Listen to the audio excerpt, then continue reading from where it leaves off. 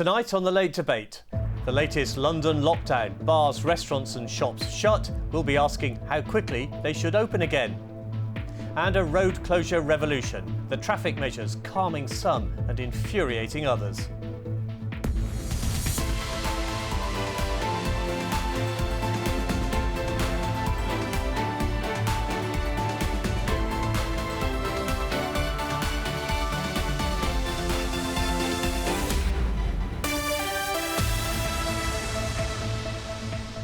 Good evening and welcome to The Late Debate. So here we are again, back in lockdown with lots of questions and lots of unknowns. How will the capital cope? What will it mean for jobs and when should it end? In a moment, I'll get the take of the Lib Dem leader and Kingston MP Sir Ed Davey. But first, this was week 1 of lockdown 2. With lockdown looming, Londoners made the most of one last night on the town. Shortly before the pubs shut at 10 o'clock on Wednesday, it looked more like a Saturday in Soho. This week, the lights have gone out in the bars and clubs. The alfresco chairs and tables have been put away. But the Prime Minister believes the month-long sacrifice will be worth it.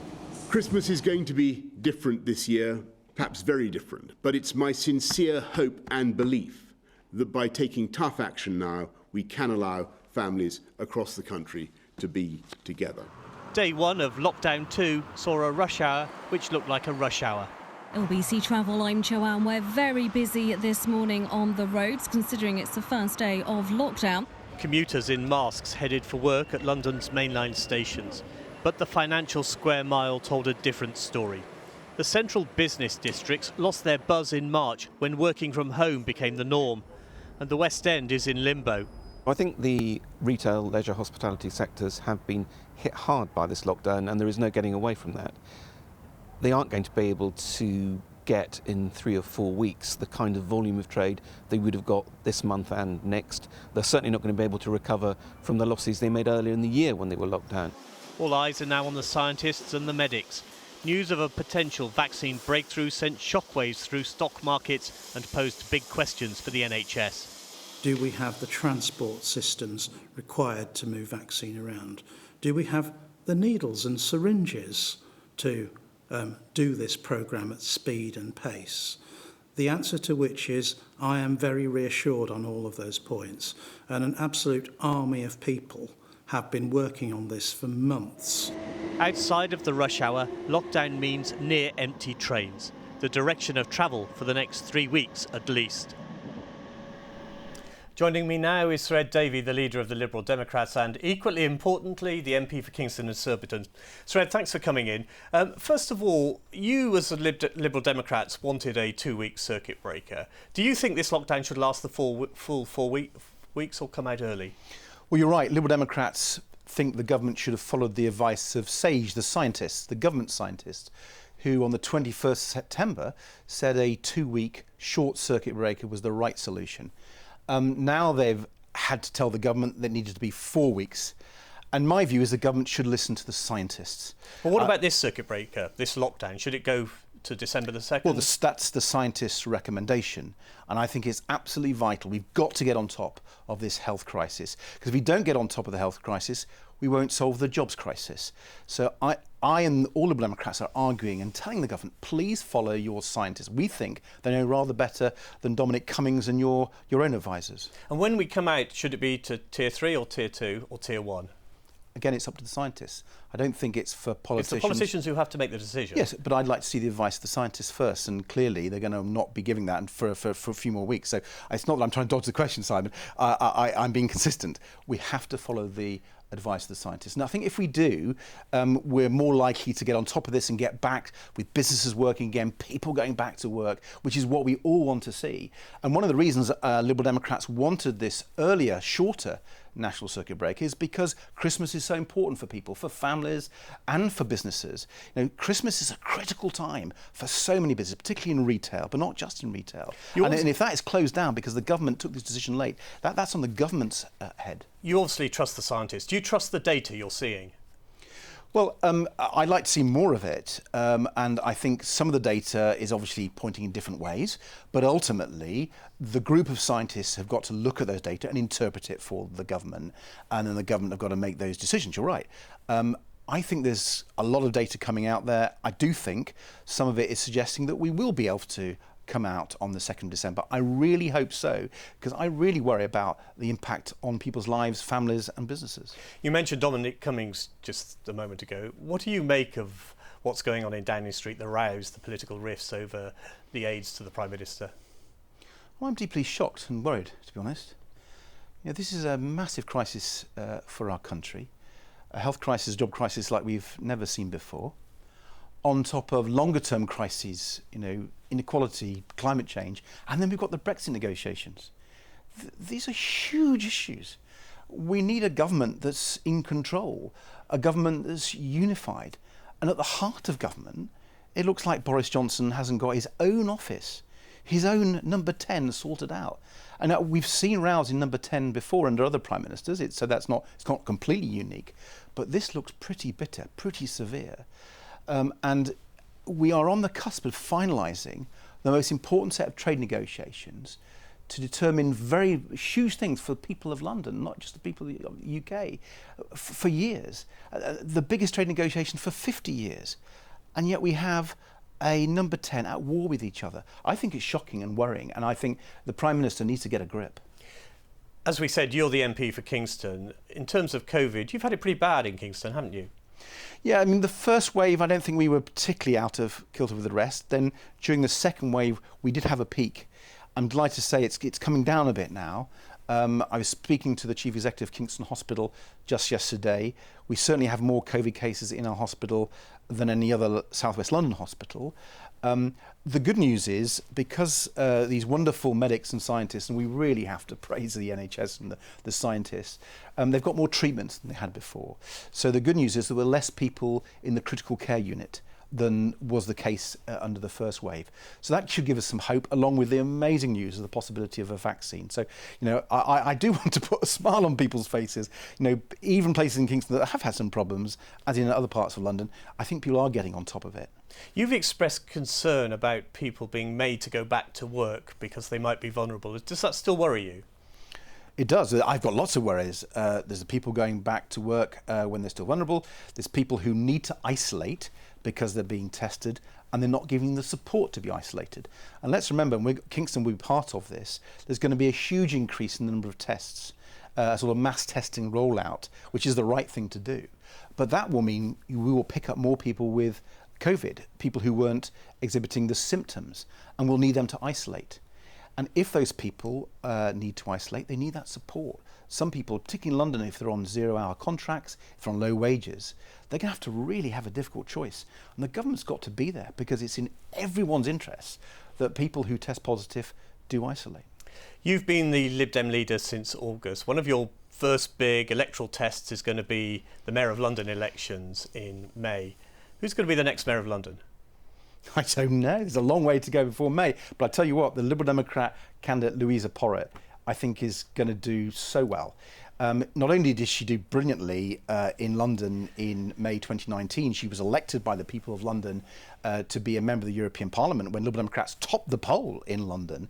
But she's been an experienced councillor and she's got some dynamic ideas. She wants to, for example, in the response to COVID, make sure we've got more housing in the centre of London, take some of the pressure off some of the suburbs. She wants to make sure that we are looking after young people and giving them a much chance. She wants a much greener city. And I think that's the sort of leadership that Louisa Porritt, our Liberal Democrat candidate, How big give. a task have you got to rebuild the Lib Dems in London in terms of voter appeal?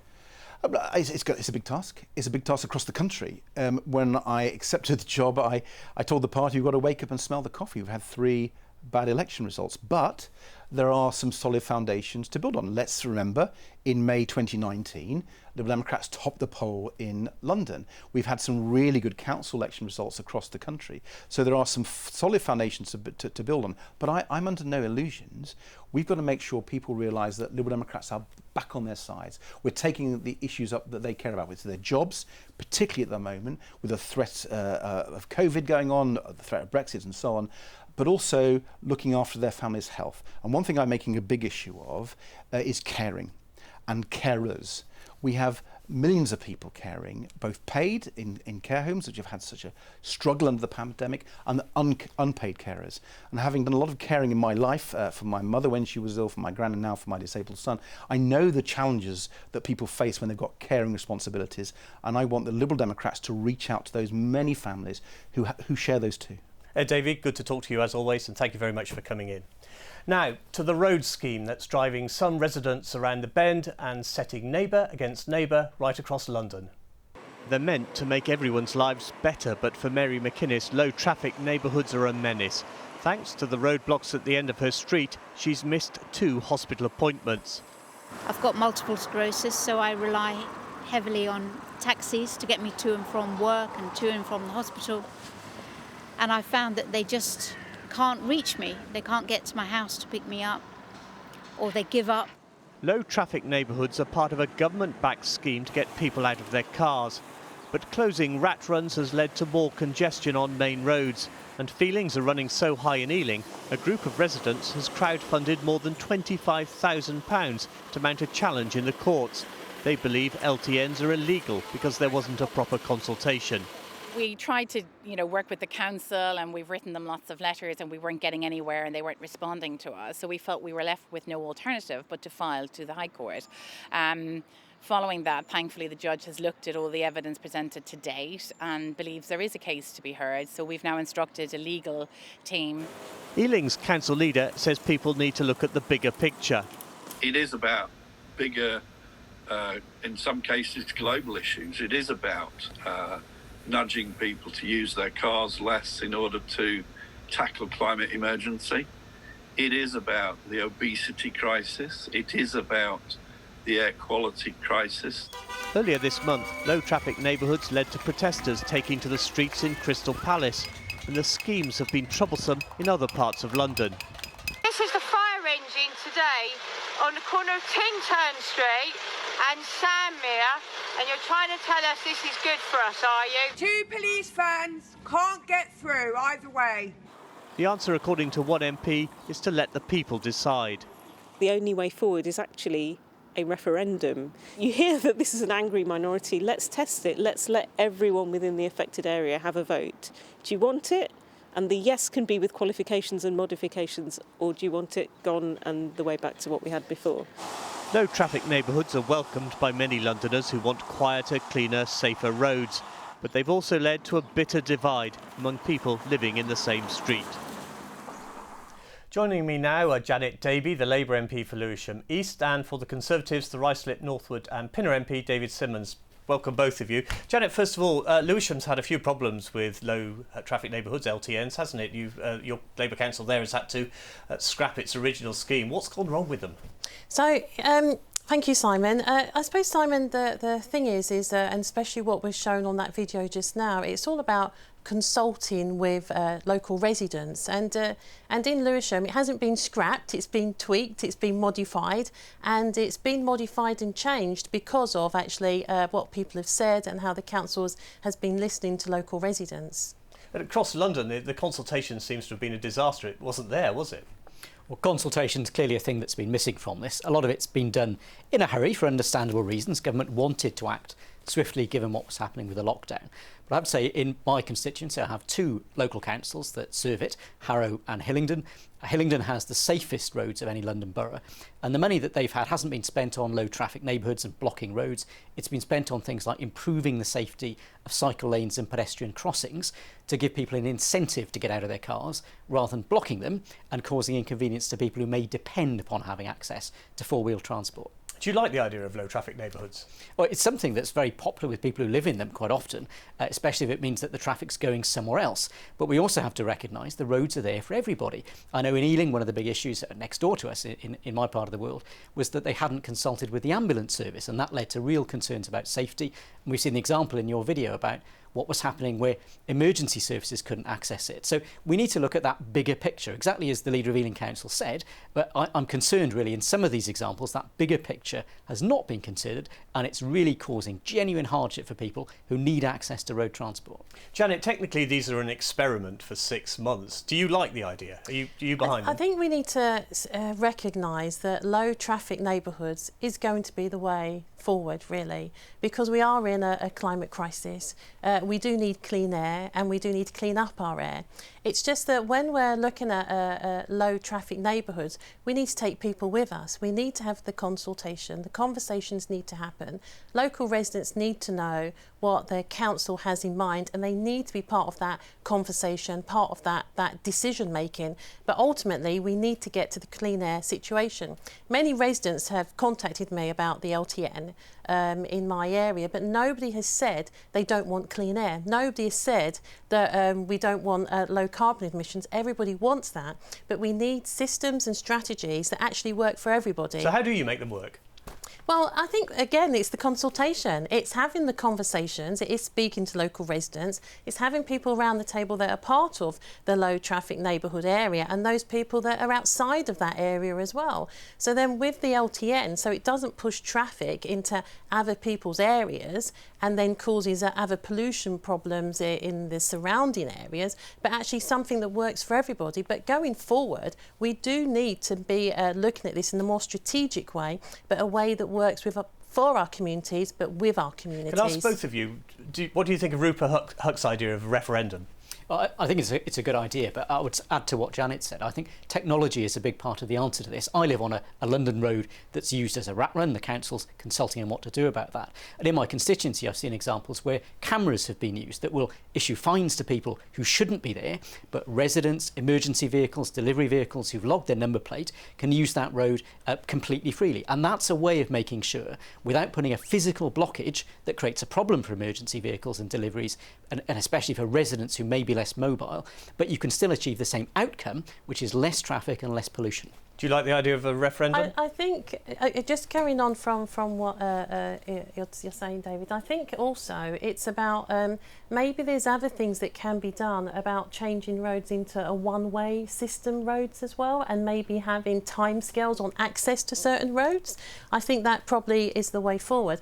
I think in terms of what you're saying about what Rupert is saying, is that she's trying to probably look for the fairest way, which includes all residents, you know, in that type of way of doing it. That may be necessary in her area, that may not be necessary in other areas. I think that's part of the consultation, the communication that needs to happen within areas that are affected by LTN within the community and those surrounding it. There are currently 89 LTNs in London. There are more planned. They have the backing of the government, they have the backing of the mayor, they have the backing of quite a lot of the London boroughs. The fact is they're here to stay, aren't they? And the protesters might have the loudest voices, but they're not going to get rid of them. Well, the protesters are the local residents, and in my view, they should have the last word on what happens in the neighbourhood. But as Rupert described when she was talking about the rationale behind a referendum, you need to know, is it a vocal minority who just want to abuse their access to the roads to the disbenefit of the wider community, or is this something that genuinely is representative of what people think? In my view, technology would offer a better solution, something that residents would be much happier with, but clearly a referendum, as Janet's described, may be a way of demonstrating, is this something that local community wants to see, or is it actually something which isn't of benefit, in which case it needn't be installed? Now, both of you have experience in local government, both have been councillors in London boroughs. I think you still are, aren't you, David? We saw yesterday the disaster at Croydon. The council's effectively gone bust. Do you foresee other London boroughs, other councils outside London, facing the same problems because of COVID and pressures on spending?